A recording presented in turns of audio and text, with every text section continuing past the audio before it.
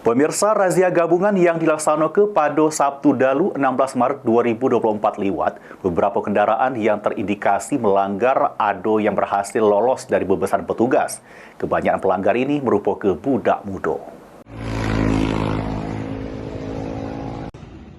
Razia gabungan yang dilakukan oleh Satlantas Polrestabes Palembang bersama Brimob, Polda Sumsel, TNI, POM, Kodim, Satpol PP, dan Dishub yang dilaksanakan pada beberapa titik di wilayah kota Palembang pada Sabtu dalu berujung banyaknya bujang gadis yang terjaring razia karena melanggar aturan berkendara. Terselit di lokasi yang berada di Jalan POM 9, tepatnya di parak kantor DPRD Sumsel, beberapa pengendara roda 2 dan 4 oleh petugas yang gelar razia tersebut berhenti ke pengendara yang tidak pakai helm, guna ke knalpot brong, bonceng tigo, dan kendaraan yang dicurigai bawa barang-barang terlarang. Selain itu, petugas juga memeriksa kelengkapan surat-surat kendaraan.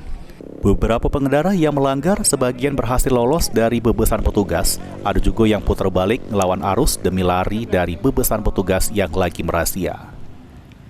Lutfi, PAL TV.